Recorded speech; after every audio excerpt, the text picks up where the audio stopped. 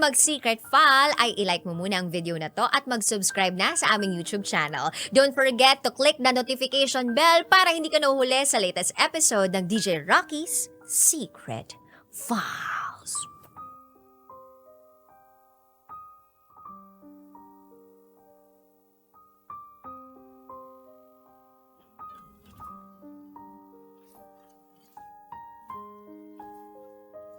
And now, it's time for DJ Rocky's Secret Files.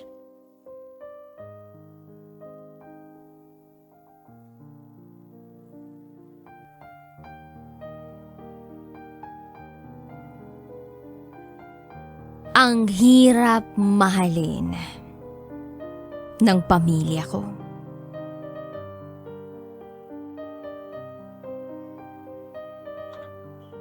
Hi, DJ Rocky. Itago mo ko sa pangalang RC. At ito, ang aking secret file.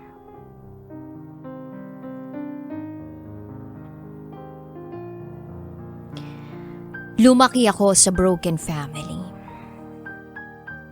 Naghiwalay ang magulang ko nung 8 years old pa lang ako. Panganay ako. At alam ko ang nangyayari sa mga magulang ko. Ang papa ko ay isang drug addict. Every night, nakikita ko na gumagamit siya sa loob ng bahay namin. Dahil doon, lagi silang nag-aaway ni Mama. Bukod pa roon, seloso si Papa. Na kahit mga pinsang lalaki ni Mama ay pinagseselosan niya.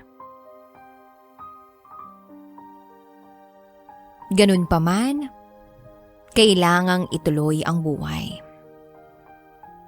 3 kaming magkakapatid. Hanggang sa nadagdagan ng isa. Nabuntis si Mama. At sa pang-4 kong kapatid na yun, nagkahiwalay na ng tuluyan sina Mama at Papa. Okay na. Wala nang sakit sa ulo si Mama. Masasabi kong mas okay ang buhay namin kung wala si Papa.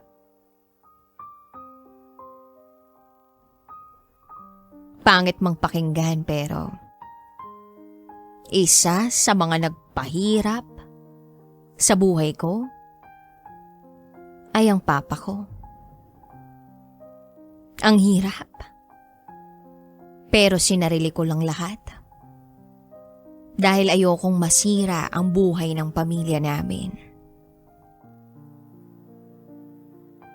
Kaya nung mawala si Papa sa buhay namin, parang nabunutan ako ng tinik sa puso ko. Yung bang, kung pwede ko lang isigaw na sa wakas! Wala na ang taong nagpapahirap sa buhay ko. Isisigaw ko.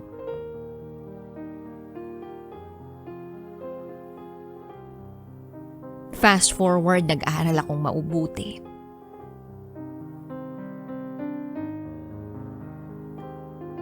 Then kinailangan na doon ako tumira sa bahay ng tita ko.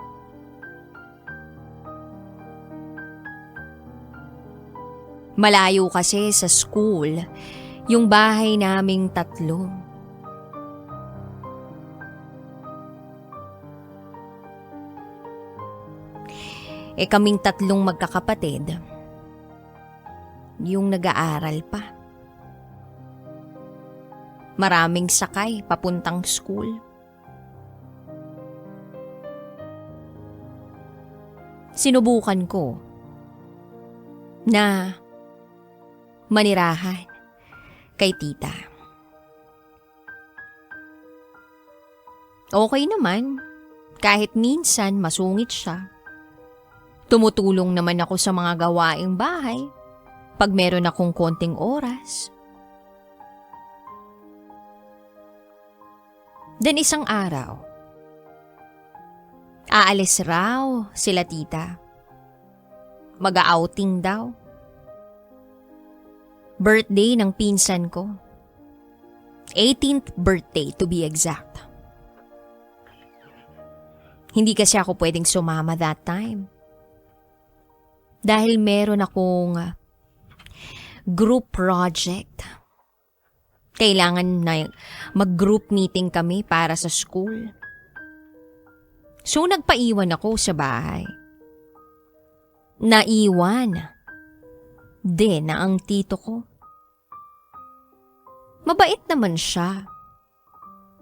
Kaya tiwala ako na kahit kami lang ang naiwan sa bahay, magiging okay lang ang lahat. So umalis sila tita. Umalis na rin ako para bumili ng mga materyales para sa project. Pagkabili ko ay umuwi ako agad dahil gagawa pa ako ng assignment. Kumain muna ako bago pumasok sa kwarto. Nakita ko na ring umuwi na si Tito Jerry. Nagmano ako. Sabi ko, kain tayo tito. May iniwan sila tita na ulam.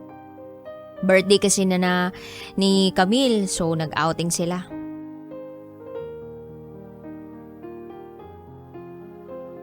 Sumagot naman si Tito Jerry. Sige, salamat, tapos na akong kumain. Nang matapos akong kumain, pumunta na ako ng kwarto. Gumawa ako ng essay. Natapos ko ang homework ko at naisipang kong matulog. Para sa gayon, magising ako ng maaga. 8:00 kasi ng umaga ang group meeting namin, so dapat maaga akong magising. Nasa kalagitnaan ako ng aking tulog nang maramdaman kong merong humahaplos sa mga hita ko. Naalimpungatan ako. Minulat ko ang mga mata ko at nabigla ako sa nakita ko. Si Tito Jerry. Tinanong ko siya, anong ginagawa mo rito, Tito? Nang bigla niyang takpan ang bibig ko. Nagpumiglas ako pero malakas si Tito Jerry. Ang daming pumapasok sa isip ko na kung ano-anong takot. Hanggang sa napaiyak na lang ako. Dahil sa isip ko, baka mapano ako at mapatay ako. Hanggang sa nakuha niya ako. Ang sakit. DJ Rocky, para akong binuhusan ng malamig na tubig na hindi ako makagalaw. Ang tanging nagawa ko lang ay umiyak ng umiyak. Umaga na pero wala akong tulog dahil sa kaiiyak. Inisip ko kung paano ko sasabihin kay mama ang nangyari. Paggising ko ay wala na si Tito Jerry. Bumangon ako kahit hindi ako masyadong makalakad. Dali-dali ako pumunta sa banyo. Naligo ako. Naiyak. Ang daming tumatakbo sa isip ko. Parang gusto kong sumigaw. Hayop! Hayop ang tito ko. Demonyo. Umalis ako ng bahay na yon.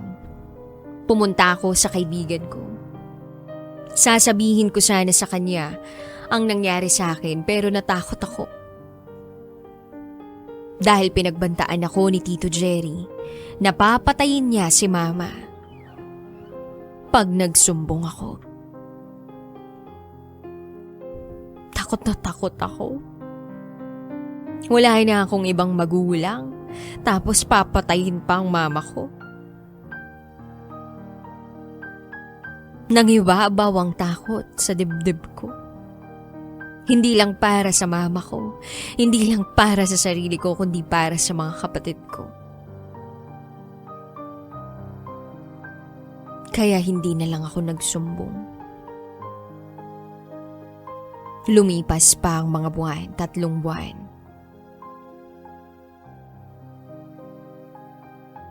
Dumating ang favorite tita ko. Pinagtapat ko sa kanya ang nangyari sa akin. Ang ginhawa ng pakiramdam ko dahil sa wakas ay nasabi ko na rin. Sa isip ko mabibigyan na ng katahimikan ng buhay ko at mabibigyan na ako ng hustisya. Pero mali ako. Mali ako.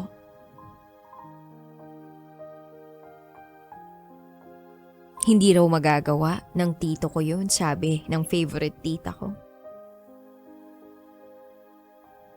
Walang ginawa ang pamilya ko.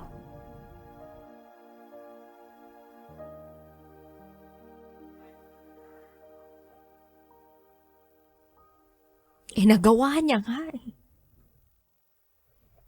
Nag-meeting ang mga matatanda.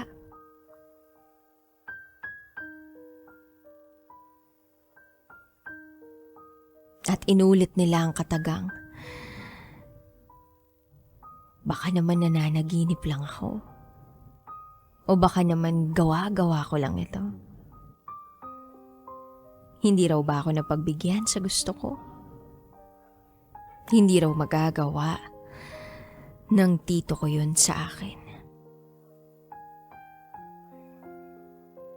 Doon na tumulo ang mga luha ko. Huwag ko raw dadalhin ang kahihiyan sa pamilya namin. Tumigil daw ako sa kalokohan ko dahil hindi lahat yun totoo. Wala na akong nagawa. Natikom ang aking bibig. Hindi ko nakamit ang hustisyang inaasam ko. Tanging pag-iyak lang ang nasagot ko. Anong magagawa ko kung walang naniniwala sa akin? Lumipas ang maraming taon. Masakit pa rin sa akin ang nangyari. Pero kailangan kong kalimutan ang nangyaring yun para sa pamilya ko. 18 years old na ako ngayon. Nagsisikap para sa mga kapatid ko. At hanggang ngayon, walang kaalam-alam ang mga kapatid ko tungkol sa nangyari sa akin. May mga pagkakataong naiinis ako bigla. Umiiyak. Nagkukulong mag-isa. Dahil naaalala ko pa rin yung nangyari sa akin.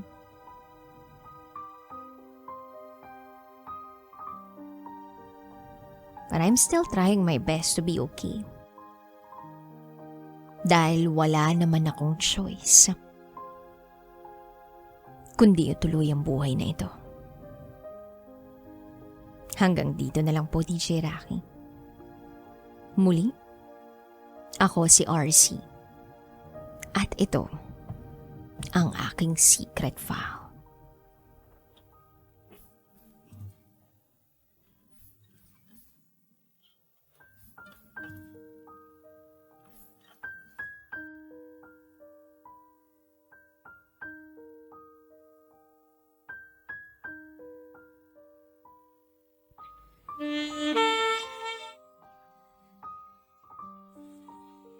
And now, it's time for SPG, as in Super Backgammon Secret File. Dinilaan ko at ang anghang. Hi, DJ Rocky. Hindi ko akalaing mangyayari to sa akin. Bago lang ako sa dating scene at hindi pa ako eksperto. Kumbaga, beginner lang ako. Sana makakuha ako ng advice dito kasi gusto kong gumaling ako. Itago mo ako sa pangalang Bano. At ito, ang aking SPG, as in Super Backgammon Secret File. NGSB ako. No girlfriend since birth. Tinapos ko muna ang pag-aaral ko at saka nag-apply ng trabaho para di naman ako palamunin sa amin. At sabi ko sa sarili ko, hindi ako mag-girlfriend hanggat wala akong sasakyan. Hanggang sa lumipas ang ilang taon ng pagsusumikap at pagsisipag, nagkasasakyan na nga ako. Pakiramdam ko, handa na ako magjowa. At nang maramdaman ko yun, parang may mental telepathy itong si FB. At dumaan sa feed ko ang dating feature na to. Doon may nakilala akong isang babae. Itago natin siya sa pangalang Susie. Baka siya na ang Susie sa puso ko. Isang linggo na kaming talking stage until nagkayaya ang magkape. Unang kita ko pa lang sa kanya, tinamaan na ako. 36, 24, 38 ang vital stats niya sa tansya ko. Chinita, cute, maputi, at mukhang malinis. Hindi naman din siya lugi sa akin. Ang dami namang nagsasabi, cute naman ako. Sa pagkakape namin, everything went smoothly. It was past 11 p.m. na magkayayaan kaming umuwi. Then sa sasakyan, nagulat na lang ako nang bigla niya akong halikan sa lips. Wow! Nabilisan ako sa pangyayari. The next thing I knew, parang kinakapos na ako ng hininga. Nakapolo ako. So, siya na ang nagtanggal nito sa pagkakabutonis. I tried to manage my emotions. Sabi ko, "Are you sure?" Then she nodded. Kaya wala na akong nagawa, kundi isabuhay ang mga napapanood ko sa websites. Tinanggal ko ang pagkakabutonis ng kanyang blouse. Hinalikan ko ang kanyang leeg. Ang bango.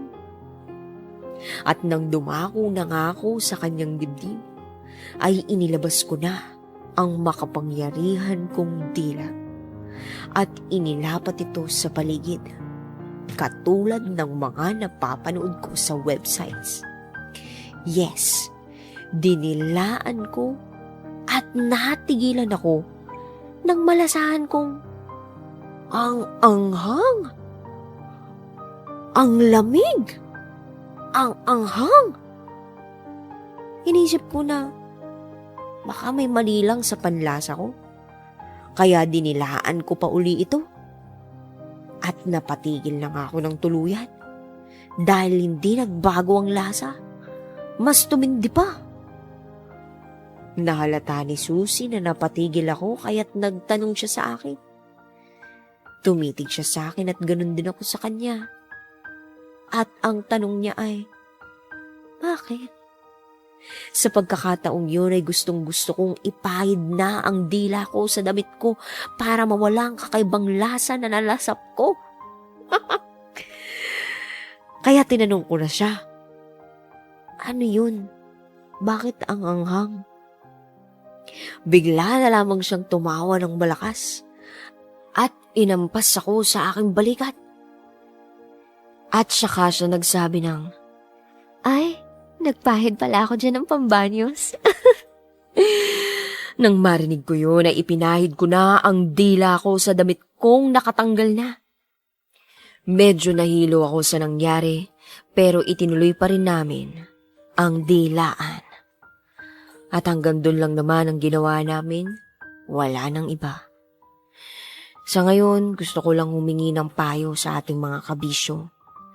Sa tuwing nagkikita na kasi kami ni Susie, lagi siya nagpapahid ng pambanyos. Tinitiis ko na nga lang minsan. Kaya, ang tanong ko, paano ko ba sasabihin sa kanya na kung pwede, wag na lang siyang magpahid ng banyos para masaya ang dilaan? Paano ko ba ito sasabihin nang hindi siya ma-offend? Bigyan niyo naman ako ng payo dyan, oh. Salamat in advance. Hanggang dito na lang po, DJ Rocky. Muli, ako si Bano at ito ang aking SPG as in Super Bagnern Secret File.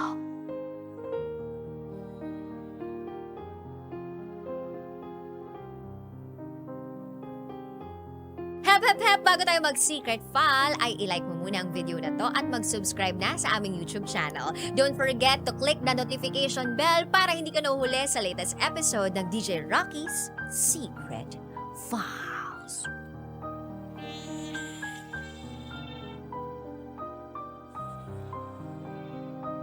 And now, it's time for SPG.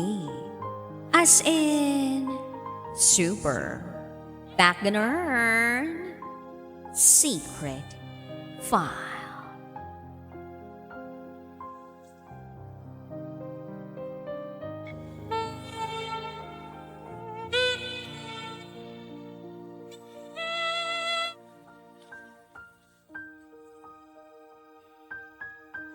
Babe, sorry.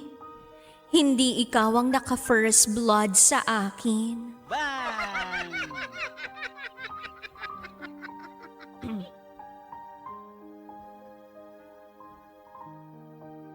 Hi DJ Rocky and DJ Jello. After a long time, naisip kong ibahagi ang kwento ko sa iba. Gusto ko rin kasing sariwain yung mga nangyari. Ewan ko ba? Pero kasi, dito nagsimula ang pagtibay ng relasyon namin. Kaya sana, mapagbigyan niyo ako na maibahagi rin ito sa iba. Itago niyo ako sa pangalang Vina. At ito, ang aking SPG. As in, Super Bagnern Secret File. April 7, 2024, araw ng linggo, nag-celebrate kami ng boyfriend kong itago natin sa pangalang Rodney. Nag-celebrate kami ng aming second anniversary bilang magjowa. Nag-date kami nung araw na yon. Nagsimba, kumain, nag-movie, at nag-check-in sa isang hotel. Nung gabing yon, may tinanong siya sa akin na hindi ko makakalimutan. Sabi niya, Babe, total, 2 years na tayo. Pwede na ba? Sagot ko sa kanya, "Ha? Pwede na ang ano?" Sagot niya sa akin, Alam mo na, pwede ka na bang matikman? Sagot ko, "Ha? Sige. Pero wag kang mag-expect masyado sa akin ha. Hindi ako magaling sa ganyan eh." Then niyakap niya ako at sinabing, "Okay lang babe, promise. Iingatan kita. Magiging gentle lang ako."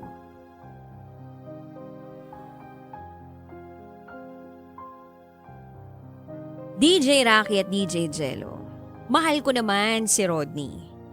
Kaya handa akong ibigay ang anumang makakapagpasaya sa kanya.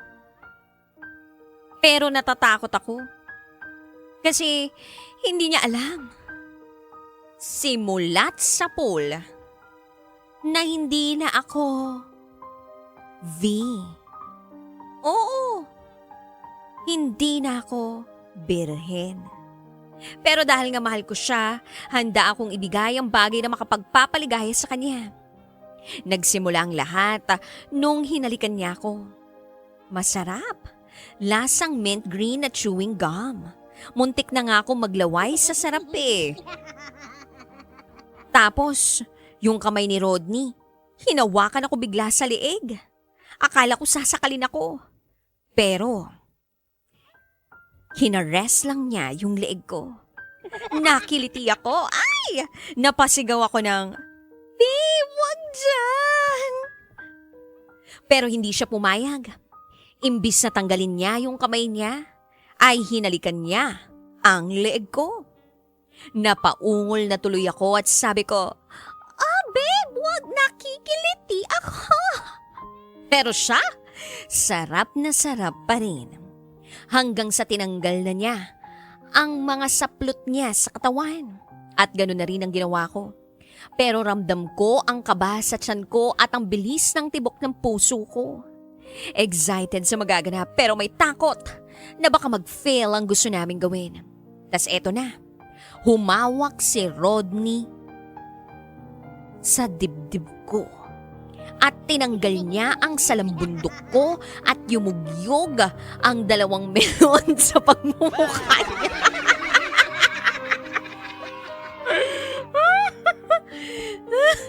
Sinipsip ang bawat melon na parang umiinom ng Tetra Pak na juice. Samantalang ako, panay na ang ungol ko. Masarap, kaya nakakabitin. Pag sumipsip siya sa isa, pinahahawakan ko na yung kabila para patas. Pagkatapos niyang itetrapak ang dibdib ko, hinalikan naman niya ako sa pusod. At niyapos na mga kamay ko ang kanyang ulo. Buti na lang, yung pusod ko walang libag. Ang sumunod na nangyari, DJ Rocky at DJ Jello, ay ang pagbaba niya. Ang pagbaba ng aking natatanging underwear. Sa pagbaba nito ay dumungaw na kay Rodney ang pusa. Na bagong tabas lang at walang bahid ng nakatanim na tanglad kaya hindi maasing. Pinaulanan niya ito ng halik. At ginamit niya ang kanyang makapangyarihan na dila. Kaya mas naging maingay ang kwarto namin. Kasi panay na rin ang hiyaw ko ng meow meow. At sa huling bahagi ng kanyang gustong gawin ay ipinasok na niya. Ipinasok niya ang mahaba ngunit matabang batuta sa masikip na eco bag ng aking pusa. At dito na nagkaroon ng magnitude something na pagyanig sa pagitan naming dalawa.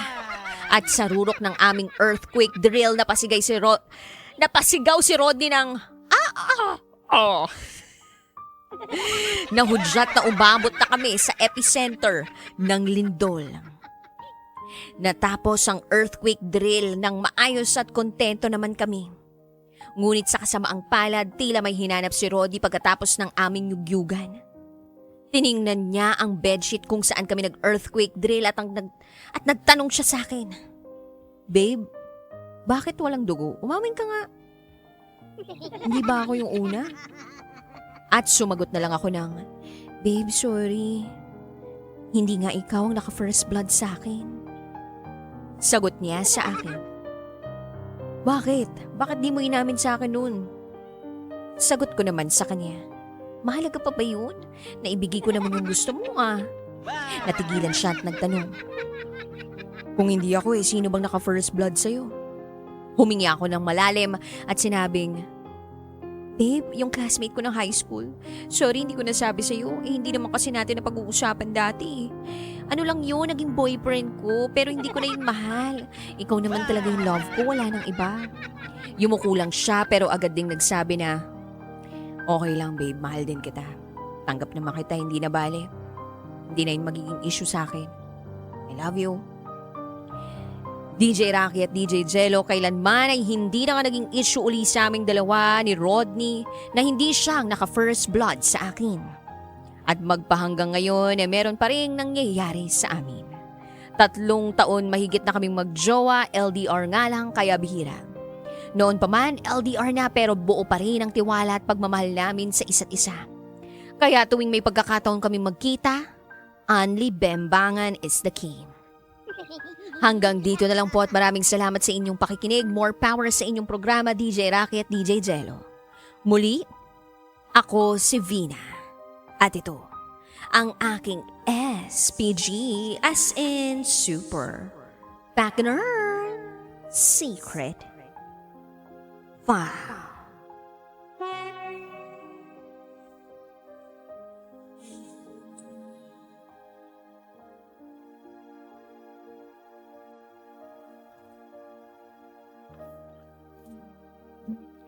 And now, it's time for DJ Rocky's Secret Files.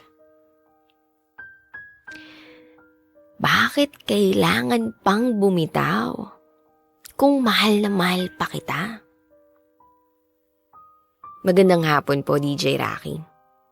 Isa po ako sa mga tagapakinig mo. Hindi buo ang araw ko kung hindi ako makikinig ng programa mo. Itago mo ako sa pangalang Eka.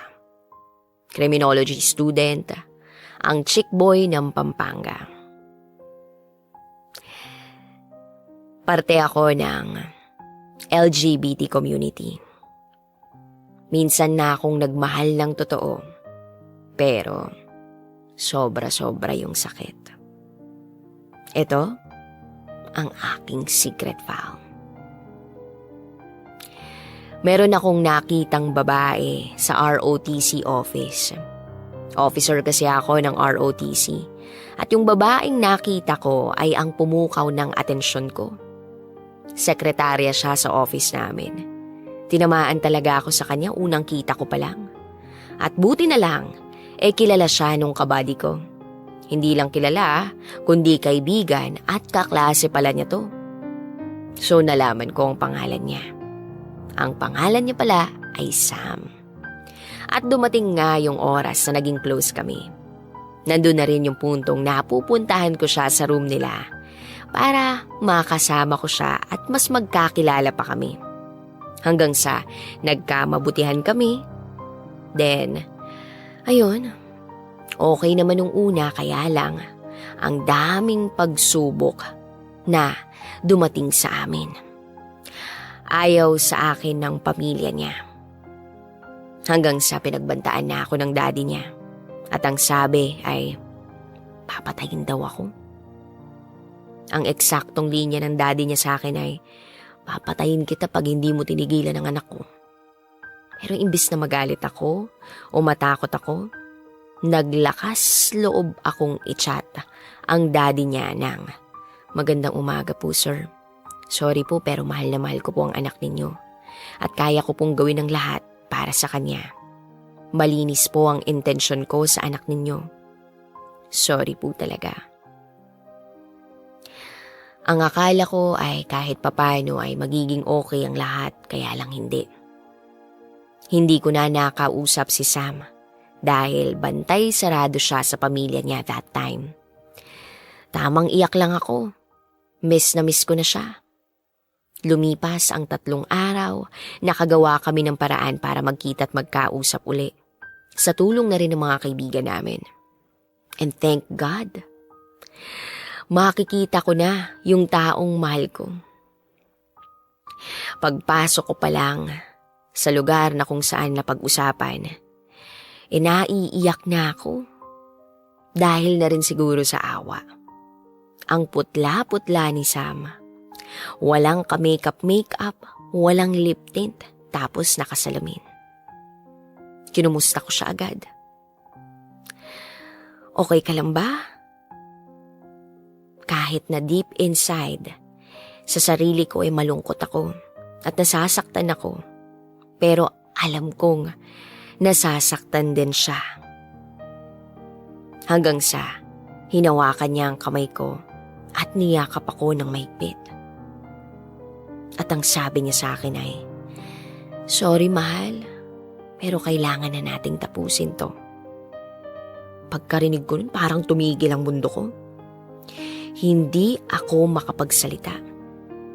Durog na durog ako kasi akala ko ipaglalaban ako ni Sam. Akala ko mahal niya ako. Pero bakit kailangan niya akong bitawan? Fast forward. Yung time na naipaglabanan niya ako sa pamilya niya at officially naging kami na. Imagine, nakuha ko si Sam sa dasal. Akala ko talaga wala nang chance na maging kami. Pero akala ko lang pala. Ang saya ko, DJ Rocky. Hindi ko alam kung anong mararamdaman ko. Magkahalo ang emosyon ko. Hanggang sa, ayun na, bumuo na kami ng pangarap namin. Ang dami naming plano. Kaya lang, dumating ang pandemya. Nagkaroon ng COVID-19. Naging LDR kami. At mas dumami pa yung pagsubok na dumating sa aming dalawa. Third year college na kami ngayon. May mga oras na nagkikita kami sa Malolos. Pero hindi pa rin sapat yun para sa kanya. Bakit kaya ganun? Araw-araw ko naman siyang kausap. Halos sa kanya na umiikot ang mundo ko. Pero bigla niyang sinabi sa akin, "Tama na, ayoko na ng LDR." Napamura ako, nagulat ako. Hindi ko alam kung anong sasabihin ko or kung ano bang dapat kong sabihin. Umiyak na lang ako hanggang sa nagsalita siya uli sa akin. "Kala mo hindi ko malalaman? Sobrang tanga ko pala. Pinaglaban kita pero habang tayo, ilang babae na palang nakakalandian mo. Iba't ibang kurso pa. Grabe ka Eka, akala ko mahal mo ko. Akala ko ako lang. Di ba sabi mo ako lang?" Nagulat ako sa mga sinabi ni Sam. Kaya ang sagot ko sa kanya ay, "Ikaw lang ang mahal ko. Dati pa yung mga yun, nagbago na ako, love. Sorry, please." At sumagot siya sa akin ng, "Nagbago? Puta naman, Eka. Sige, sabihin mo sa akin yung nangyari sa inyo nung babaeng yun nung mismong mansari natin." At sumagot ako ng, "Lasing kami noon, love. Hindi ko sinasadya." Bigla akong minura uli ni Eka. "Uminom ka ng hindi ko alam. Hinintay kita sa room kasi akala ko darating ka dahil mansari natin. Pumunta ako sa room ninyo. Ang sabi sa akin ng kaibigan mo, hindi ka pumasok. Tapos malalaman ko, umiinom ka na pala kasama ng mga babae mo. Tama na, ayoko na." Pagkatapos nun, hindi ko na siya uli nakausap. Binlock niya ako sa lahat ng social media account niya. At dahil mahal ko si Sam, gumawa ako ng paraan para magkausap kami uli. Pero nung time na naging okay kami uli, naulit na naman ang kagaguhan ko. Hindi lang isang beses, kundi maraming beses. Ewan ko ba? Alam kong mahal na mahal ko siya. Pero ba't ganun? Bakit? Hindi ko mapigilang magkamali. Siguro tama nga sila. Doon mo lang makikita ang halaga ng isang tao pag nawala na to sa'yo. Ang tanga-tanga ko. sobrang tanga ko. Mahal, love, asawa ko, kung maririnig mo man to, sana bumalik ka na sa akin. Miss na kita. 2 buwan ka nang wala sa akin. Pero, ni isa sa mga nakakasalamuha ko at nakikilala ko, wala pa rin makakapantay sa'yo. Please lang, mahal, bumalik ka na sa akin. Mahal na mahal kita. Yun lang po, DJ Rocky. Muli, ako si Eka from Pampanga. At ito, ang aking secret file. Always your number one. SM radio station. Love Radio. Kabisyo, nakarelate ka ba sa secret file na binasa ko? Kung nakarelate ka, mag-subscribe ka na dito sa aming YouTube channel at pindutin mo na rin ang notification bell para updated ka sa mga susunod na episodes ng DJ Rocky Secret File.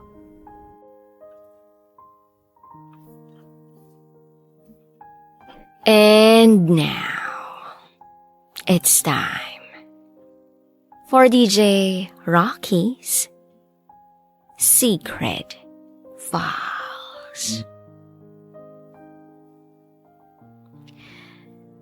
Gusto na namin bumukod mag-asawa sa mga magulang ko, pero ayaw nilang ipasama ang anak ko. Hello DJ Rocky. Itago mo ako sa pangalang Bem.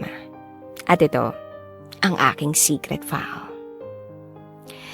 Nagsimula ang lahat nung second year high school ako. Nakilala ko si Bogs. Hiningi niya yung number ko nang minsang umattend ako ng graduation party ng sister ko. Uso kasi sa amin noon yung sayawan. Nung una hindi ako seryoso sa kanya. Kasi no boyfriend since birth ako, since napakahigpit ng mga magulang ko. Pero habang tumatagal, nakikilala ko siya. Hanggang sa nagustuhan ko na rin siya. Naging kami at naging mag-asawa kami. Live-in kami for 5 years. Okay naman siya. Hindi ko siya nahulihan ng kahit anong babae ni minsan. Hindi niya ako sinaktan physically. Although emotionally, oo. Siya kasi yung taong sobrang tahimik. Yung feeling na ako lang yung nakakakilala ng totoong pagkatao niya. Makulit, kalog at puro kalokohan. At mahal na mahal ko siya to the point na sa kanya lang umiikot ang mundo ko. At lahat kaya kong ibigay para sa kanya. At nakita ko naman din yung pagbabago niya. Nakilala ko kasi siya para bang patapon ang buhay niya. Yung tipong pag nagkapera siya ngayong araw, iinom siya at saka niya na iisipin ang bukas. Lagi siyang lasing noon at kung saan-saan nakikitulog. Wala na kasi siyang mga magulang. Patay na parehas. At wala na ring pakialam sa kanya yung mga kapatid niya. Siguro dahil hindi sila magkakasamang lumaki. So sa madaling sabi, lumaki siyang mag-isa. At simula noon ipinangako ko sa Diyos at sa Kanya na gagawin ko ang lahat. Mabigyan ko lang siya ng buong pamilya na hindi niya naranasan. So nagkaroon kami ng anak matapos ang pag-aaral ko and then tsaka kami nagpakasal. May bahay kami noon pero ang sabi ng mga magulang ko, doon na lang daw kami lumipat malapit sa kanila para sa anak ko. Sa ngayon, ang hirap ng sitwasyon namin. Kasi pakiramdam ko, robot kami ng asawa ko sa bahay. Although may sarili kaming bahay sa katabi nga ng kanila, ang mga magulang ko ang nagdedesisyon sa lahat. Especially para sa anak namin. Then one time narinig ng asawa ko na mayroong mga sinasabi si mama tungkol sa amin as parents. Nagagalit sila. Then umalis ang asawa ko at hindi umuwi. Nagagalit sila dahil ang gusto nila, huwag kong suyuin ang asawa ko. Alam ko naman sa sarili ko na minsan may mga pagkukulang kami bilang magulang. Pero wala namang perpekto, hindi ba? Kahit damit na isusuot ng anak ko, pinakikialaman nila. Hindi namin pwedeng ilabas ang anak namin nang wala silang permiso. Nahihirapan na ako at ganun din ang asawa ko. Gusto na namin bumukod pero ayaw nilang ipasama ang anak ko. 7 taong gulang na ang anak namin at naaawa rin ako sa asawa ko. Ayaw kong mamili sa kanila ng mga magulang ko. Gusto ko ng buong pamilya para sa anak ko. Ayaw kong bitawan ang asawa ko. Ayaw kong sisihin ako ng anak ko na hindi ako gumawa ng paraan para sa pamilya namin. Kasi ang parents ko ang gusto nila, sa kanila kami. Ang atensyon namin ng anak ko. Gusto nila hiwalayan ko na yung asawa ko. Dahil hindi raw marunong makisama. Kasi hindi sila nag-iimikan. Kasi nakikita nga niya yung sitwasyon. At yung ginagawa nila sa aming mag-asawa. Halos lahat naman kasi gusto nilang kontrolin. Ang masakit pa rito, maging ang mga kapatid ko galit sa akin. At ang sabi pa mas pipiliin ko raw ang asawa ko. Nagpaalam na ako kasi sa kanila na magbubukod na kami. Ayaw nilang ibigay ang anak ko. Sobrang masakit. Kasi sobrang bait kong tao na kahit inaabuso ako, hinaayaan ko lang. Dahil ang taas ng respeto ko sa kanila. Ako ang panganay pero pinagsasalitaan nila ako ng mga masasamang salita. Alam ko hindi nila ako maiintindihan kasi dalaga pa silang mga kapatid ko. Although, wala Masyado lang masakit. Napakatanga kong araw Naiisip ko, hindi naman kami nag-aaway ng asawa ko kung hindi lang din dahil sa kanila. Imbis na payuhan nila kami, sinusulsulan pa nila ako para magalit sa asawa ko. Ano bang dapat kong gawin? Kinausap ko na sila ng dahan-dahan pero sarado ang utak nila. Ayaw nila akong pakinggan. Gusto ko lang namang buo ang pamilya namin. Sobrang dami na namin pinagdaraan ng dalawa. To the point na halos ako na lang nagdadala lahat. Mahal na mahal ko ang asawa ko. At nakikita ko naman na ganun din ang pagmamahal niya para sa amin ng anak niya. Gusto ko lang na panindigan ang ipinangako ko sa Diyos at sa asawa ko na kahit anong mangyari, magiging matatag ako at bubuo ako ng pamilya. Hanggang dito na lang po. Muli, ako si Bem at ito ang aking secret file. Always your number one. SM Radio Station. Love Radio. Kabisyo, nakarelate ka ba sa secret file na binasa ko? Kung nakarelate ka, mag-subscribe ka na dito sa aming YouTube channel at pindutin mo na rin ang notification bell para updated ka sa mga susunod na episodes ng DJ Rocky's Secret File. Mas kontrobersyal, Hindi ako ang ina! Kapatid lang ako! mas pinainit, Wala siyang kwenta ka ba? at mas pag-uusapan. Nahuli ko ang boyfriend ko at ang ate ko sa kwarto! Mga sikretong dito mo lang mapapakinggan.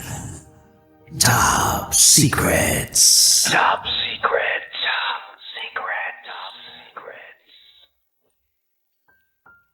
Hi Kabisyo, it's me, DJ Rocky Terra, and welcome to the program Top Secrets, kung saan pwede kang makapagbahagi ng iyong pinakatatagong sikreto. Ito ang programang hindi ka huhusgahan bagkus ikaw ay pakikinggan. This is a safe space for you to share your deepest, darkest secret. Kahit ano pang kaitiman yan. Charot.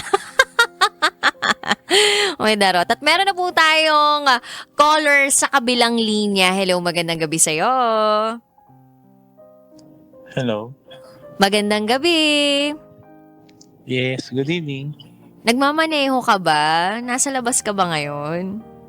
Yeah, but I'd park somewhere. You parked somewhere. Englishero tayo, sir. Pwedeng malaman kung anong pwede namin itawag sa'yo. I'm John. Jen? John, yes, John. John. Yes. John. Iba yung pagkakarinig ko, Jen. Masyadong social, ah. Mm, John! Ilang taong ka na? yes. Ilang taong ka na? I'm 51 years old. 51 years old. And you are from? I'm from Bulacan. From Bulacan. Oh, okay. John, hindi na ako magpapaligoy-ligoy pa ha. Tatanungin na kita. John, 41 from Bulacan. Ano ang top secret mo? Okay, this is my situation right now. No? So I'm married since 1997. And then I have 2 kids. Actually, hindi na kids. One is 26 years old. And then the other one is 16 years old. And then my wife is a housewife siya. I'm working in a government. Mm-hmm. And then yung housewife ko, nagkaroon siya ng illness. Mm-hmm. So right now she's under medicine. Medication. Mm-mm. Yeah, under medication. And then ano naman yan, I can provide naman Mm-hmm. actually. So ano naman, kaya lang I find myself parang hinahanap ko yung sarili ko, parang ganon. In terms of parang nakulangan yata ako in relationship. Mm-hmm.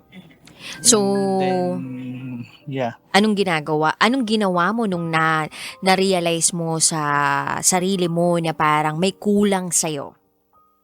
Yes, yun. I'm looking na parang hinanap ko sa iba.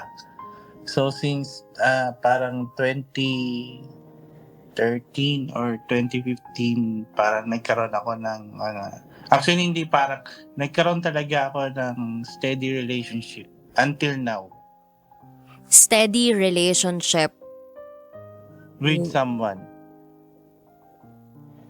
Oh, so meaning may And So- until right now, I'm with this in relationship na yon, and I'm doing fine with my family, and I'm doing fine also in this relationship I'm in right now. Mhm. So meaning may asawa ka and at the same time you have a person with you na karelasyon mo. So aside from your wife, may iba ka pang karelasyon. Tama ba ako? Yes, correct. And parang nakita ko yung needs ko in my current relation. Okay, so ongoing ito. Up until now, you are still together. Paano kayo nagkikita nitong other mo? She's kasi parang businesswoman eh. Small business she's into, and I'm working, and yung business niya is in my parang area of my, parang within my reach, parang gano'n. Malapit lang siya sa akin. So nakakapagkita kayo. Yes. Kapag may trabaho ka, nagkikita kayo. Yeah, actually, I can manage my time.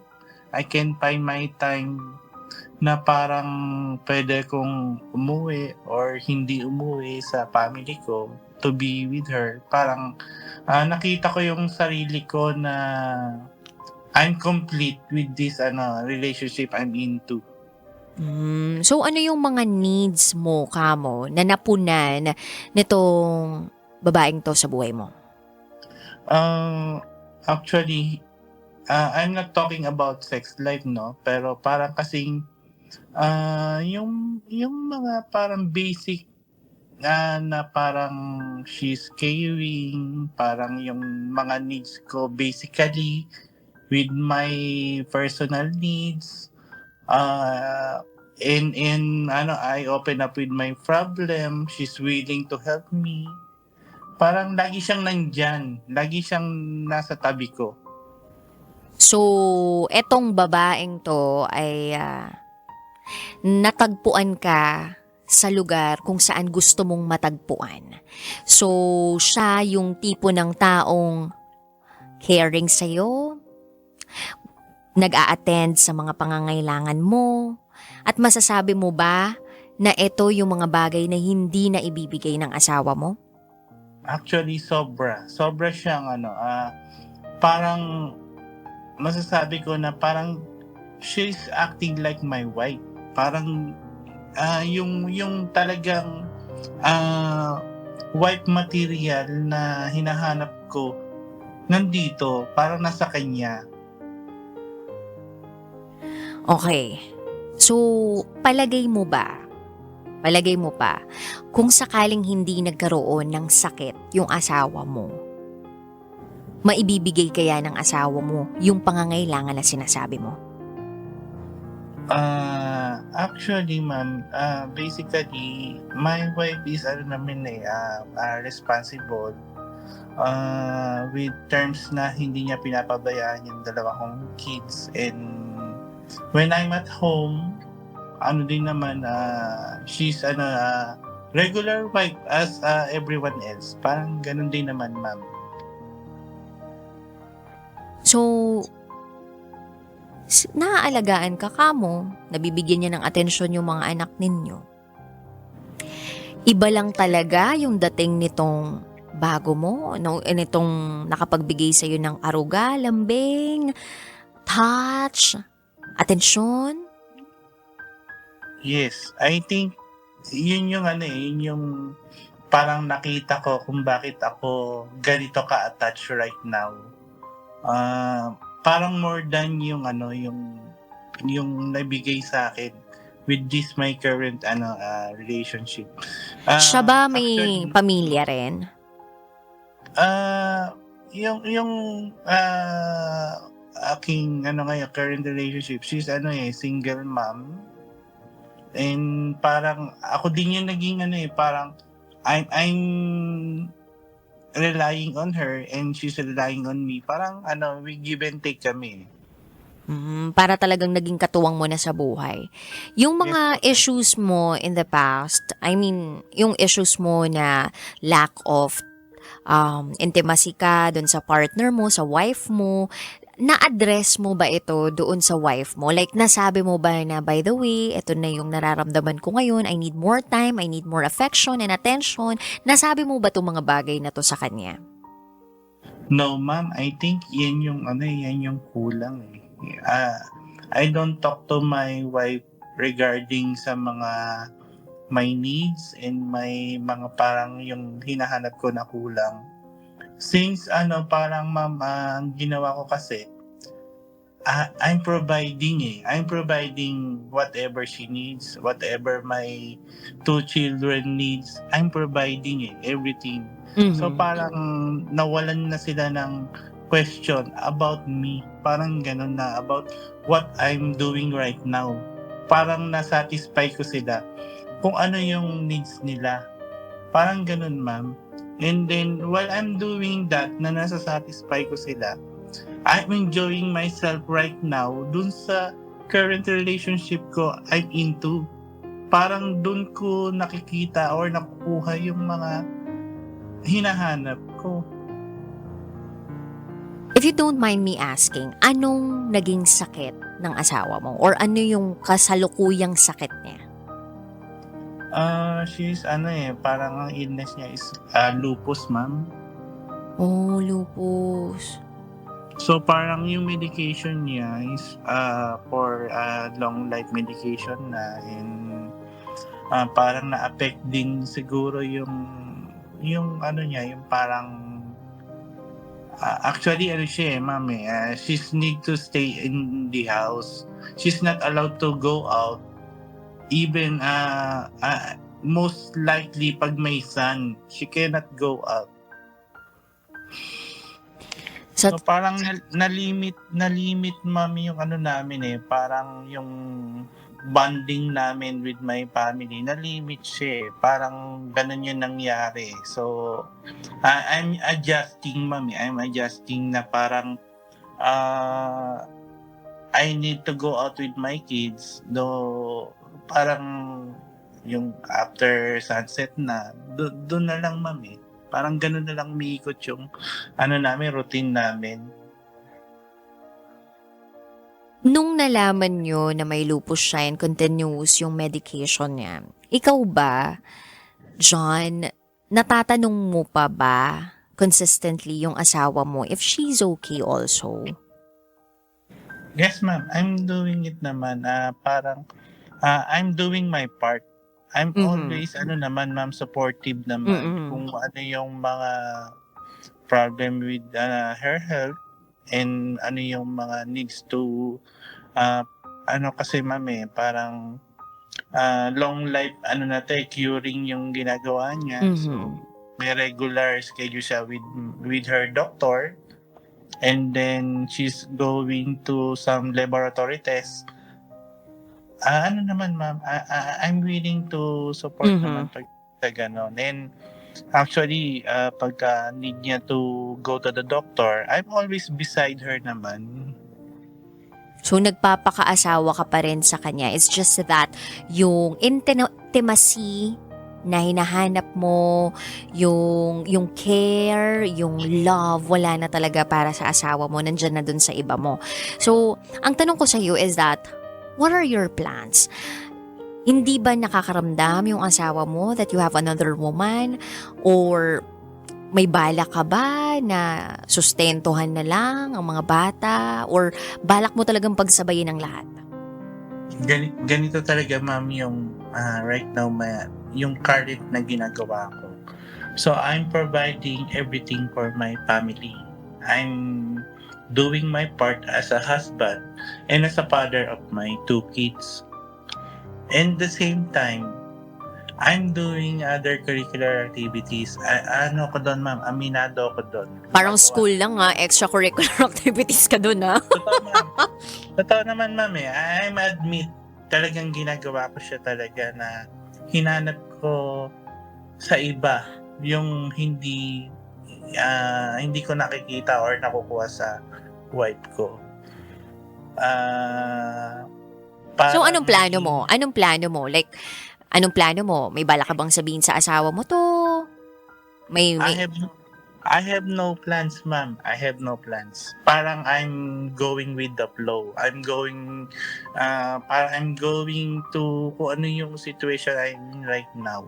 I have no plans. Kaya Mhm. ma'am, siguro umabot ako sa point na I need someone na parang gusto kong sabihin itong ginagawa ko. So, wala sa mga kakilala mo, malapit mong mga kaibigan, o kamag-anak mo ang nakakaalam dito sa pinagdaraanan mo ngayon? Yes, I'm keeping it to myself. Okay. And the only person that knows your vulnerabilities ay itong naging other woman mo. Tama ba ako? Actually, my partner or my girl right now, she doesn't know everything what I'm going into. She knows lang na I have a wife and I have a kid, or I have 2 children. After that, wala na ma'am. Hindi niya alam na may Ah, lupus yung asawa mo? Yes. Hindi ko siya din-discuss or din-disclose kung ano yung status ko right now. Basta sa totoo lang ma'am, I'm spending more time dito sa relationship na to rather than sa family ko, kasi I'm parang Monday to Saturday I'm with her, And Saturday evening, I come home. And Sunday yung with my family talaga. Anong nararamdaman mo? I feel nagigilty ako sa ginagawa ko. Pero sabi nga ma'am, di ba, yung happiness kasi ma'am, natatabunan niya yung guilty. Yung guilty. Mhm. Parang ang ma'am ginagawa ko, yung guilt ko, pinupunan ko siya ng provide of everything. I can provide yung sabihin na natin yung talagang need na i-provide ng as a father. Mhm. Talagang ginagawa ko yun. Mhm. Wala silang masasabi na nagkukulang ako. John, may tanong ako sa'yo. Just in case malaman ng mga anak mo, itong lahat ng mga ginagawa mo, behind their backs, meron palang iba aside from their mom. What if sabihin nila sa'yo na hindi sila papayag na merong iba? Magle-let go ka ba dun sa girl? Or pipiliin mo yung babae? If malaman nila, parang I'll cross the bridge when I get there. Parang gano'n. Pero naiisip mo ba yung mga pagkakataong ganun? Nag-cross na ba siya sa mind mo? Like, what if malaman ng asawa ko? What if malaman ng mga anak ko? Was there ever a point na muntikan ka ng mahuli? Ma'am, I don't want to hurt everybody. I don't want to hurt anyone or parang siya ma'am, ako na yung ma-hurt. Wag naman sila kasi I'm doing this right now and dapat yung blame is to me. I don't want na ma-hurt sila kahit sino sa kanila. Yeah, I know na hindi mo gustong makasakit. Pero ang tanong, bakit ka gumagawa ng mga bagay na alam mo na kapag nalaman na lang ikakasakit ng damdamin nila? I don't know, ma'am. Parang mas nauna kasi ma'am yung yung parang yung hinahanap ko mas nauna kasi parang mas yun yung priority ko, yung need ko kaysa yung need nila. Parang gano'n kasi yun yung ginawa ko eh. Ngayon bibigyan kita ng pagkakataon magbigay ng mensahe sa asawa mo at dyan sa babae mo. Pero since 1 minute na lang yung natitira sa orasan ko, pwede siguro na isipin mo or parang damhin mo sa puso mo kung ano yung gusto mong ibigay na mensahe at babalik tayo on air at ilabas mo na yan. Okay? Okay. Alright, so magko-commercial break muna tayo, kabisyo, and I hope wag kayong aalis. Napakabigat ng binabahagi sa atin ni John. And I'm very sure yung mga kabisyo natin na mga nakikinig ngayon ay nasasaktan din tulad ko. Ewan ko na nalulungkot ako at the same time nasasaktan ako. But yeah, lahat naman tayo may feelings and same goes with our top secret sharer right now. I know he is also in pain. That's why he called to our program. So kabisyo, magbabalik tayo kasama pa rin si DJ Rocky and this is Top Secrets. Kailangan pa bang i-memorize yan? Love Radio. Basic!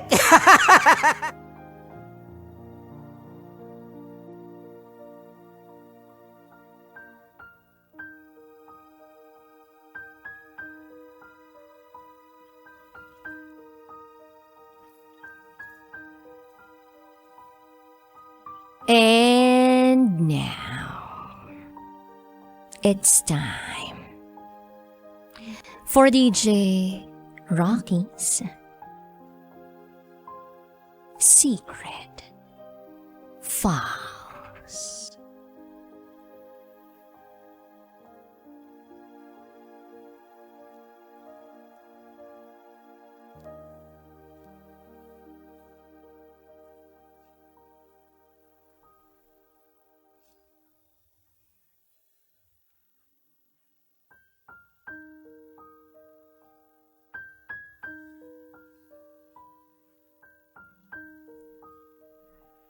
Tinanggap niya ako ng buo. Kahit nalaman niyang may anak na ako.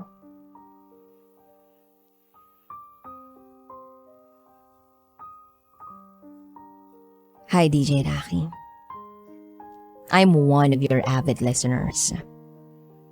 At ngayon, gusto kong i-share ang buhay pag-ibig ko. Itago mo na lang ako sa pangalang Pipoy. At ito, ang aking secret file.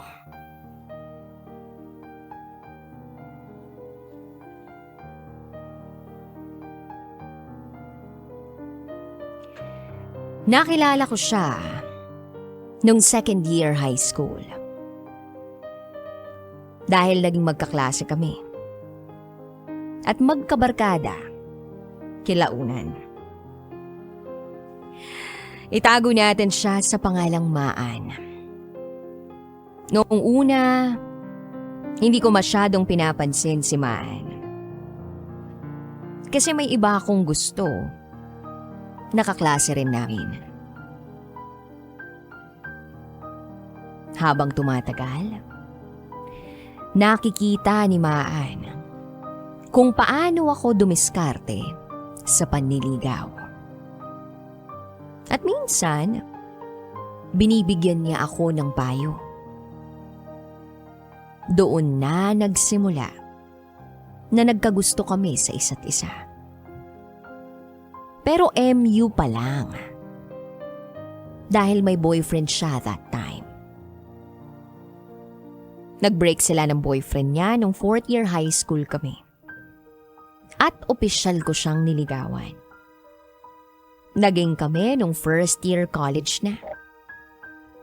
Magkaiba kami ng school nung college.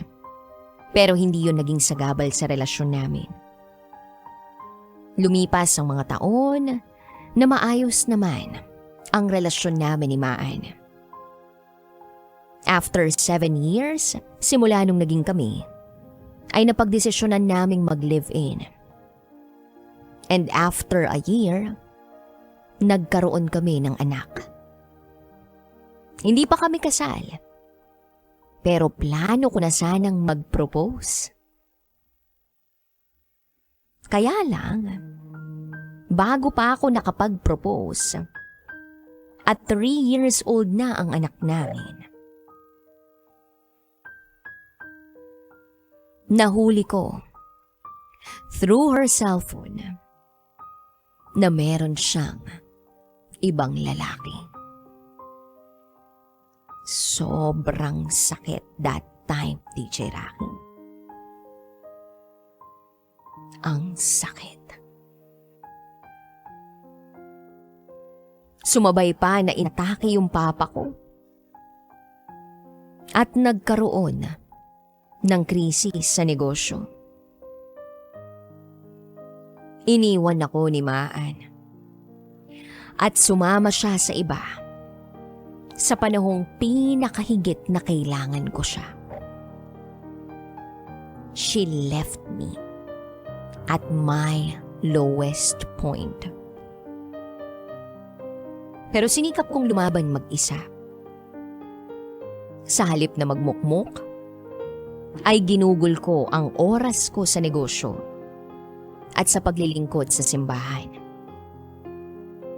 Minsan, dumating sa puntong pinanghihinaan na ako ng loob dahil sa sakit at dahil sa hirap. Dahil sinama rin niya ang anak ko sa pag-alis niya.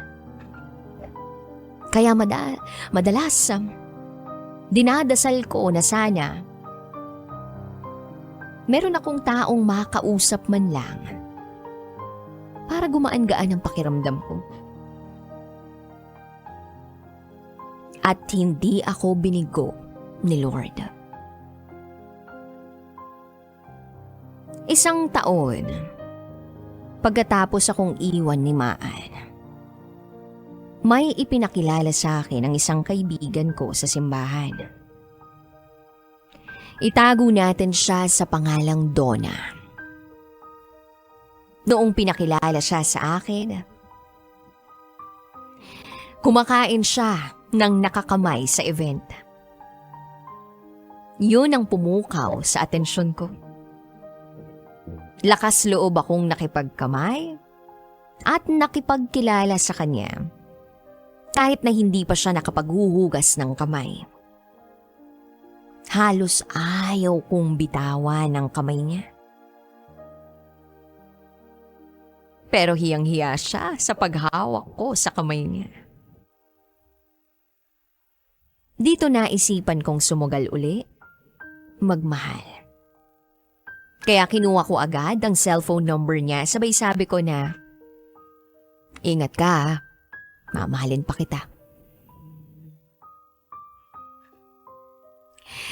Sa totoo lang, sinimulan ko siyang ligawan through call and text. Nakwento ko na rin sa kanya ang mga nangyari sa amin ni Maan. At nagulat ako sa reaksyon niya kasi tinanggap niya ako ng buo. Kahit nalaman niyang may anak na ako. Na kung tutuusin ay napakataas ng pinag-aralan niya. At dalaga siya. At ako ang first boyfriend niya. 2 araw pa lang kaming magkausap sa text at call pero sinagot na niya ako agad. Dahil lang sabi niya, bakit pa namin patatagalin kung gusto naman namin ang isa't isa. Sa puntong yun ay sobrang saya ko dahil nagkaroon ako ng panibagong pag-asa. At totoo nga, yung linya ni Popoy sa pelikulang One More Chance. Na baka kaya tayo iniiwan ng mga taong mahal natin. Kasi baka merong bagong darating na mas okay, na mas mamahalin tayo. Yung taong hindi tayo sasaktan at paaasahin. Yung nag-iisang tao na magtatama ng mali sa buhay natin. Si Donna yun sa buhay ko. Like any other story. Hindi rin naman naging smooth lagi yung relationship namin. May mga pagsubok din na dumarating. Pero kahit dumating sa point na inaway siya ni Maan dahil gustong makipagbalikan ni Maan sa akin, pinanindigan ko yung pagmamahal ko kay Donna. Siguro, sasabihin ng iba na bakit hindi ko binigyan ng second chance si Maan alang-alang sa anak namin. Para sa akin naman, bakit ko pa siya bibigyan ng second chance kung masaya na ako kay Donna? At isa pa, may nakapagsabi sa akin na kahit anong paborito mong pagkain, pag dinuruan na ng iba, hindi mo na kayang kainin ulit. Totoo naman, diba?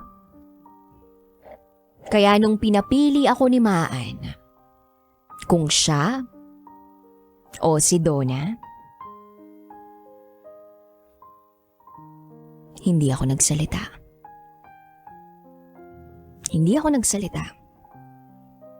Pero hinawakan ko ang kamay ni Donna. At sinabi ko kay Maan na makakauwi na siya.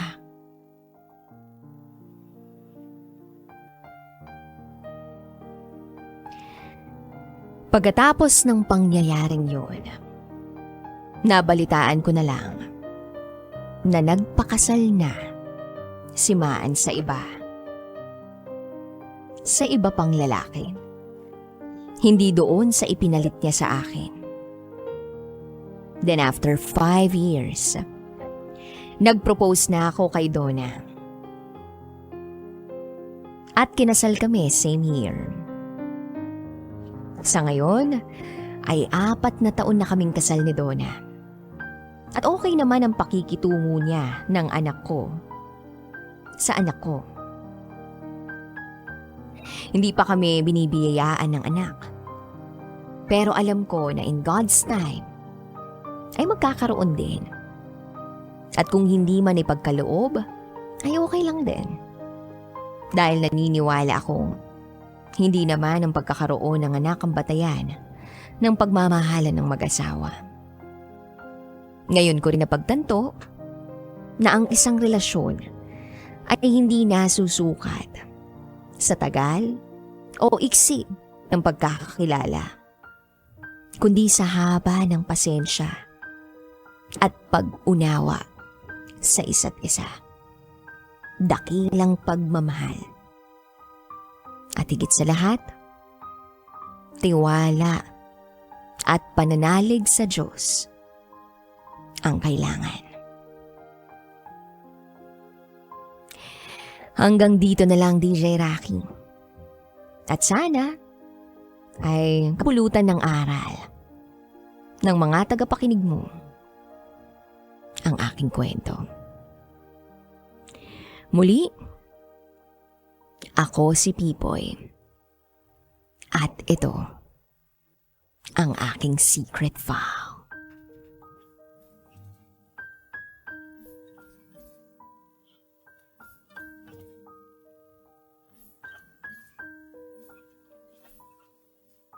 Hep! Bago tayo mag-secret file, ay ilike mo muna ang video na to at mag-subscribe na sa aming YouTube channel. Don't forget to click the notification bell para hindi ka nahuhuli sa latest episode ng DJ Rocky's Secret Files.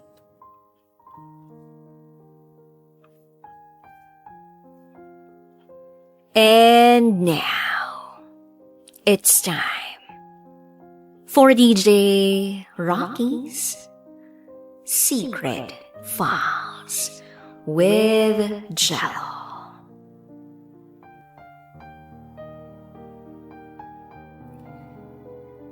Itinuloy ko pa rin kahit alam ko na ikakasal na siya.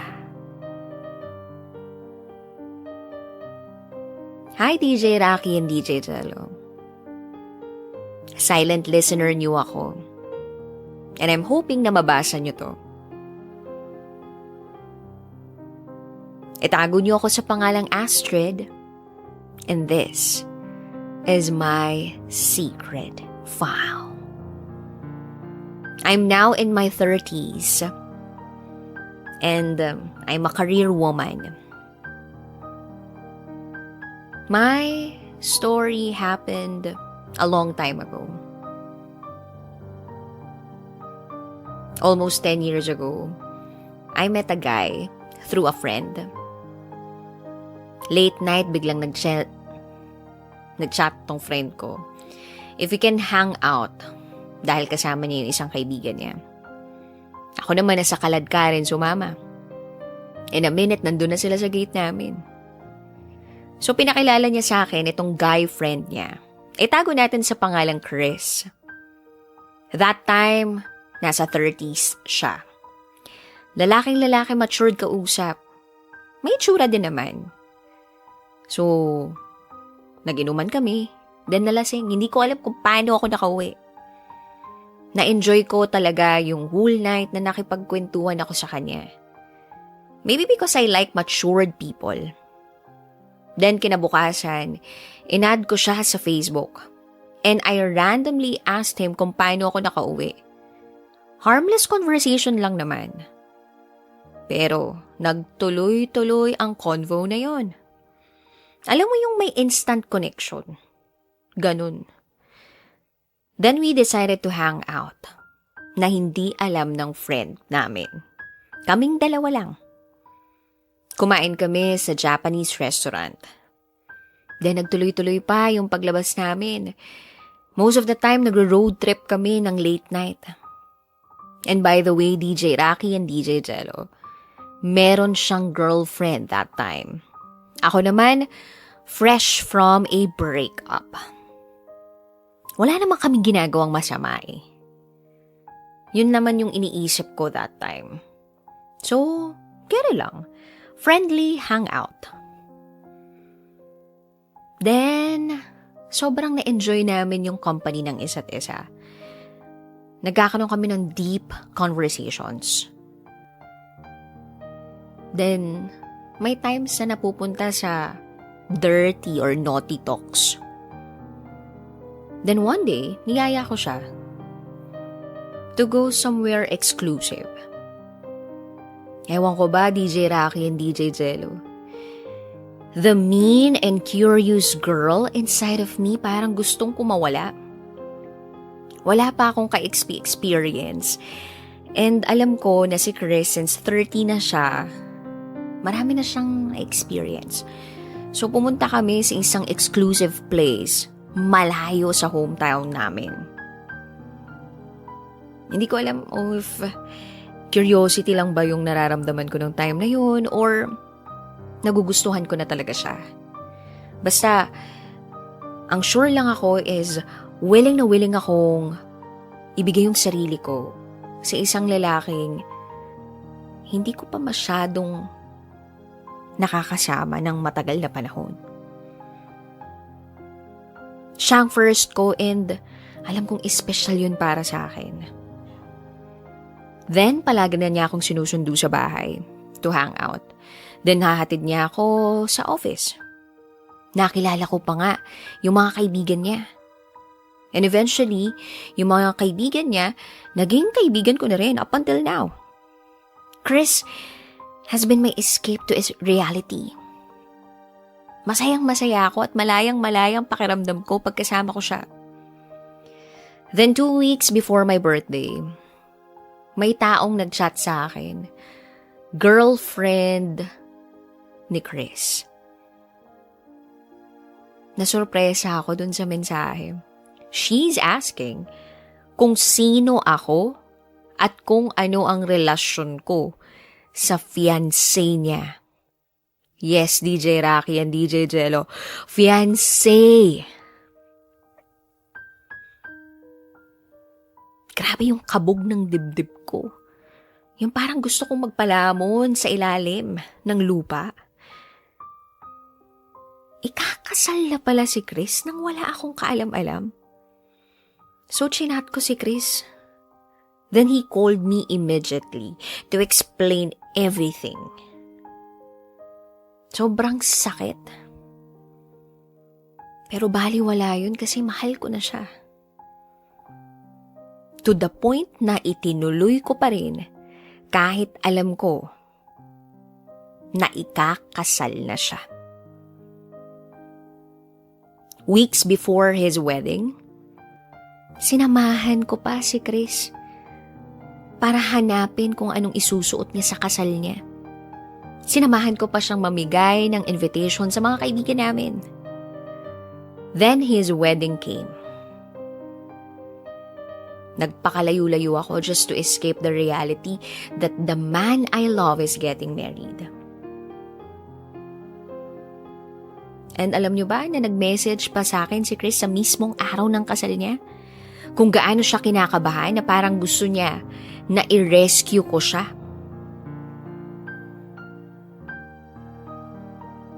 And then I told him to face his fiancé and fulfill his promise to her. They got married, DJ Rocky and DJ Jello. Pero hindi natapos yung storya namin ni Chris. Months after they got married, nakakasama ko pa rin yung mga kaibigan niya. Then one day, narinig ko yung balita na nabuntis na yung asawa niya. I remained quiet. I even thought that I will be moving on after that. Na para bang magiging magkaibigan na lang talaga kami. Pero ang tanga ko, ayoko siyang mawala sa buhay ko. Na willing pa rin ako maging kaibigan niya. So, nagkita kami uli, casual talk. But I guess the tension between us, hindi na siguro mawawala yun. We can never be friends. Nagkaroon kami ng casual hookups at alam kong mali lahat ng yun. My conscience that time Binabaliw ako. Sabi ko nga sa sarili ko, itigil ko na to eh. Then after his birthday, nandun na. Lumabas na yung anak nila ng asawa niya. I caught everything about us. I blocked him sa lahat ng socials ko. Feeling ko yun na talaga yung end of us. Then 3 years after pandemic happened, may boyfriend na ako. Itago natin siya sa pangalang Ethan.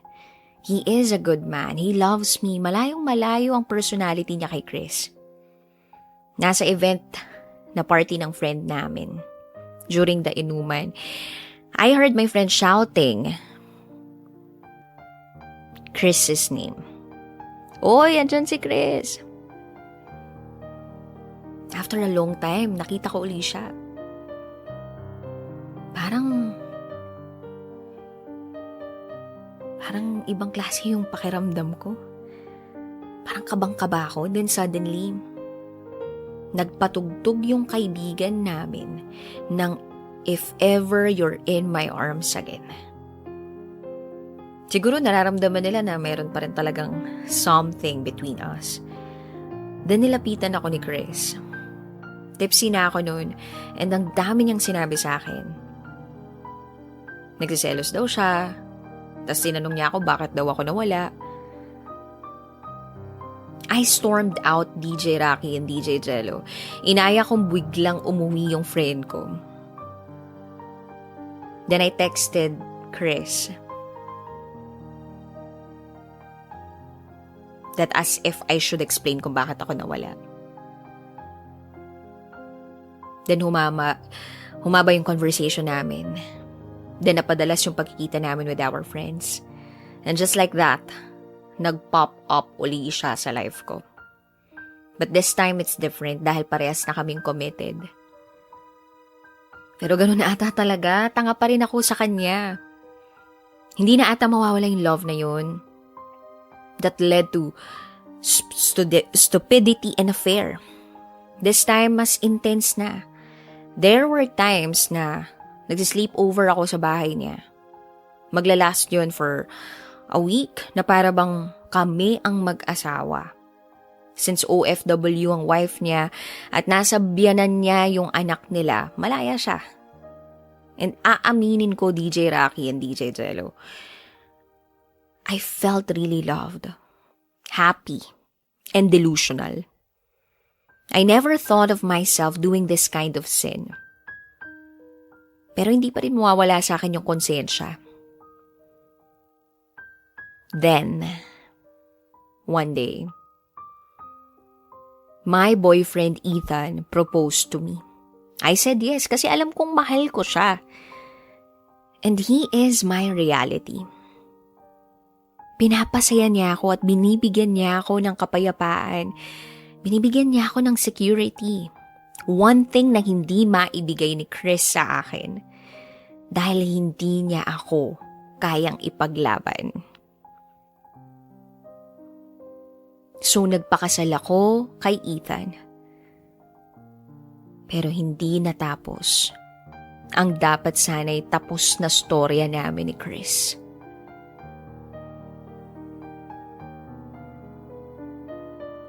Chris and I's stories didn't end there.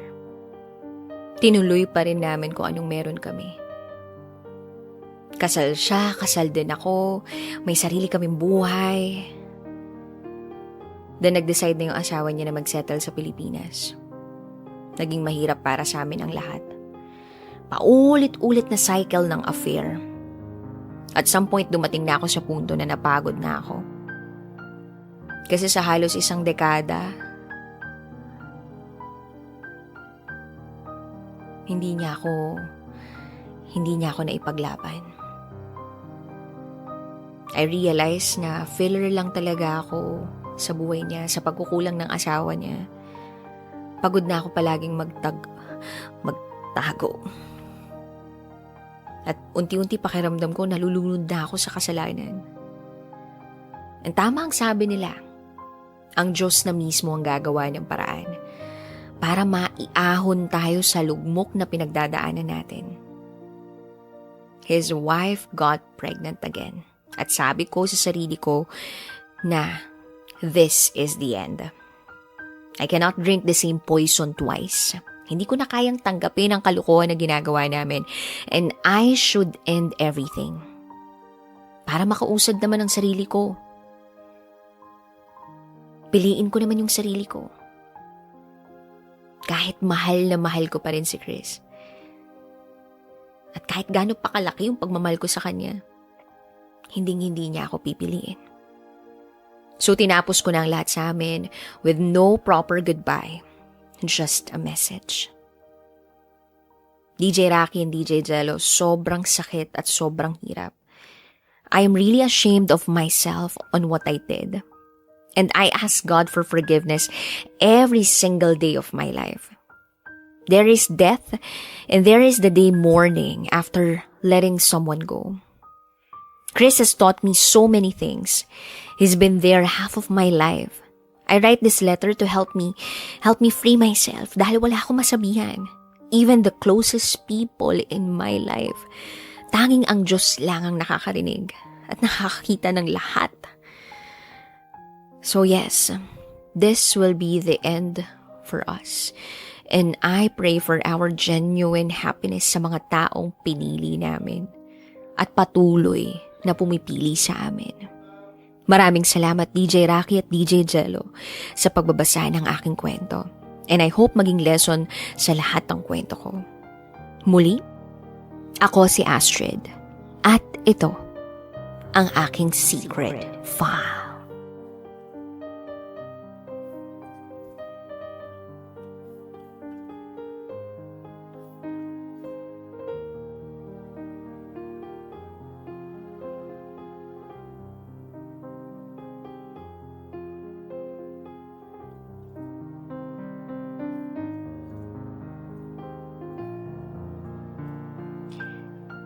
And now, it's time for DJ Rocky's Secret Files.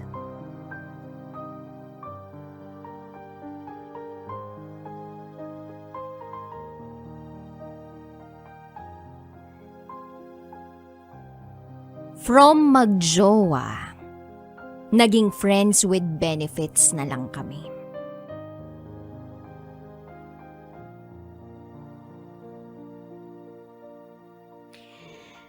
Hi DJ Rocky.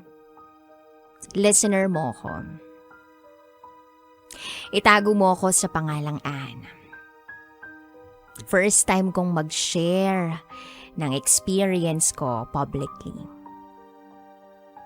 So, pasensya na kung maguguluhan kayo sa story ako. But then, I just like to express my feelings. This is my secret file.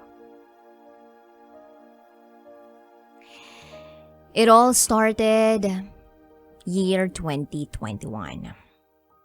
March to be exact.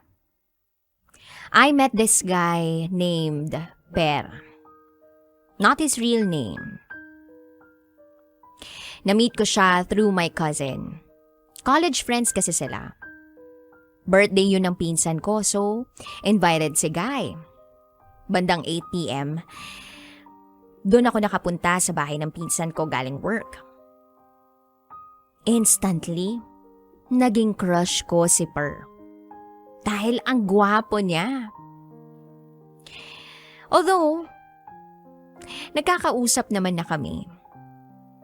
At medyo naging close. I don't know kung anong tawag sa feeling pero parang may something kami. Spark. Umuwi rin ako agad dahil may pasok pa ako bukas ng umaga. Then after nun, wala na. Medyo nawala na rin siya sa isip ko. Then April 2021. May naging boyfriend ako. Itago na lang natin siya sa pangalang Ellie. Classmate ko siya ng elementary. Matangkad, maputi, cute. Pero hindi ko siya naging crush noon. At medyo wala akong memories with him nung elementary bukod sa seatmates kami. Year 2020 nung magsimula siyang magparamdam tulad ng pagko-comment at pag-heart react sa FB stories ko. So, nagparamdam siya sa akin na gusto niya ako. Inamin niya rin na crush niya ako kahit nung elementary pa kami. May business sila noon ng kaibigan niya na kakilala ko rin dahil naging classmate ko siya nung high school. Small world kumbaga dahil kakilala ko halos lahat ng kaibigan niya. So ayun nga, one time pumunta ako sa store nila para bumili at sumuporta sa business nila. At yun yung unang beses na makita ko siya uli after 20 years since elementary. Grabe yung kaba ka nun. At halata ko rin nakabado siya. Dahil nung inaabot na niya yung sukli ko, nanginginig yung kamay niya. Simula nun, mas naging close kami. Nanligaw siya at sinagod ko rin naman siya agad. Gusto ko na rin siya so bakit ko pa patatagalin, diba? Sobrang sweet niya. And by the way, stay in pala kami sa office noon. At every weekends lang kaming nakakauwi.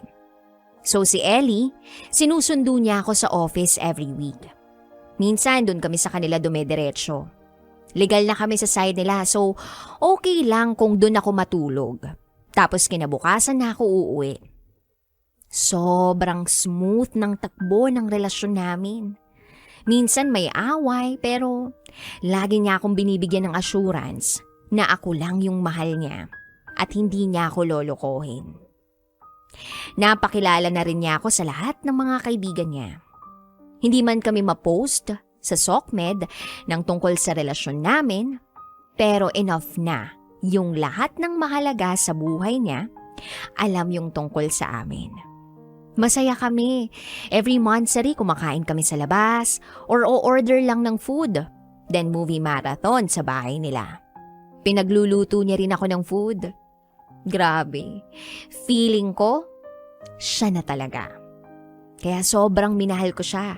Tanggap niya ako, yung past ko, at yung anak ko. Yes, DJ Rocky. Single mother ako. Pero hindi yun issue. Dahil ramdam ko rin na mahal niya ako ng totoo. Pati anak ko mahal niya ng totoo. Kahit never pa naman niyang nakakasama. So 11 months passed. March 2022. Doon na nag-start na medyo naging rocky yung relationship namin. Madalas yung away. Ako yung madalas magalit sa kanya dahil feeling ko, taken for granted na ako. Wala na kasi siya masyadong time. Nauubos lang yung oras niya sa kalalaro. Nagkikita kami once a week lang. Kapag nagtatampo ako after 2 weeks pa bago ko siya kitain uli. Then, one day, nasigawan niya ako. At kitang-kita ko sa kanya yung galit. Dahil lang sa maliit na dahilan. Yung pintuan nila na hindi ko naalalayan sa pagsara kaya bumagsak. Yun lang ang dahilan tapos ganun na agad yung reaksyon niya. Pinigilan kong umiyak noon. Pero hindi ko na kinaya. Kaya umiyak ako sa harapan niya. At gustong-gusto ko nang umuwi noon. Pumasok ako sa kwarto at humagulgol. Pinuntahan naman niya ako at nagsorry siya. Umuwi ako noon at hindi na nagpahatid sa kanya. 2 weeks na hindi ko siya kinausap ng ayos. Nakikipagbati siya pero ako, hindi ko alam. Masama pa rin ang loob ko. Then dumating na naman yung birthday ng pinsan ko.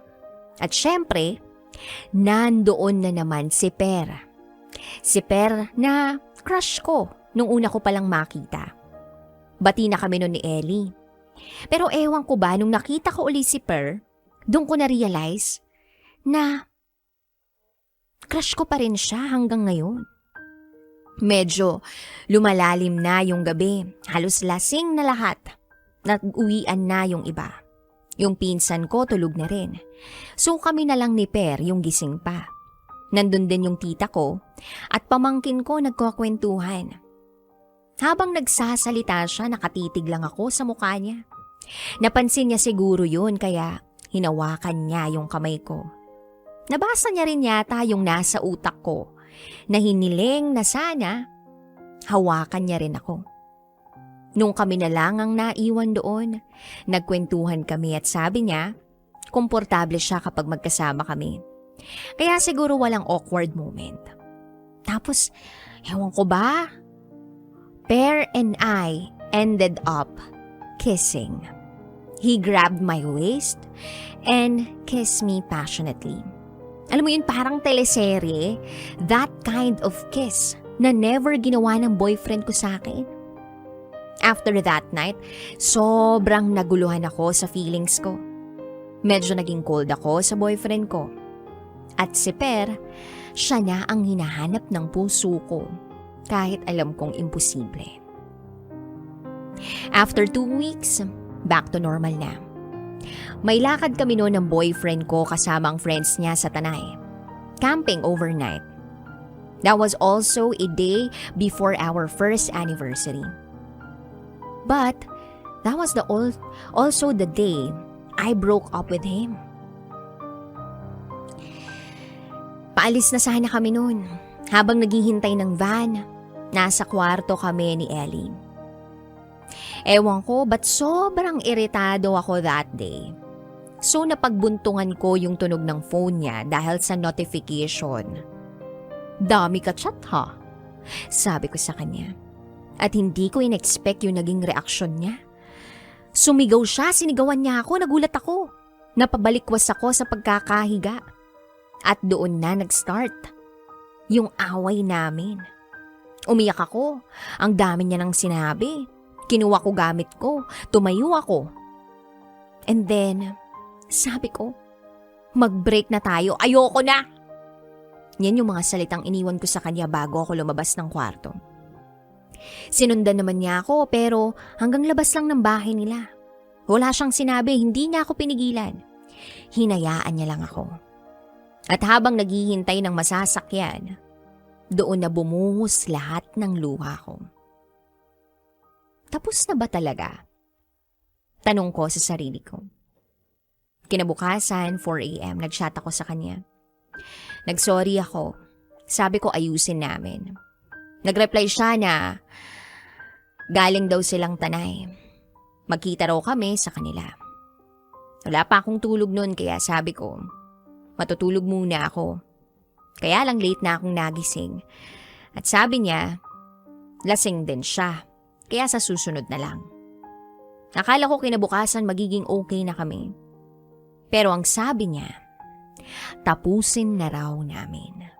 Baka yun daw ang best para sa amin. Ayaw na rin daw niyang maulit na masigawan at mapaiyak niya pa ako. Pero wala akong tinanggap sa mga sinabi niya. Nagmakaawa ako sa kanya. Pinilit ko yung sarili ko pero ayaw na niya. Siya yung bumitaw. Siya yung sumuko sa amin. Pero hindi ako tumigil doon. Chat lang ako ng chat sa kanya. Although nagre-reply naman siya. Alam ko namang mahal niya pa ako. Kaya hindi ako nawawalan ng pag-asa. Then one time, nagpunta ako sa kanila. Nagdala ako ng food na gusto niya. Okay naman kami, parang normal lang. So nagtataka ako, ba't kapag hindi kami magkasama, sinasabi niyang ayaw na niya. Pero kapag magkasama kami, parang pakiramdam ko gusto pa naman niya. Naguguluhan ako. At the same time, umaasa na baka magbago pa yung isip niya at balikan niya ako. Minsan napapaisip ako, baka nga karma to sa kasalanang nagawa ko.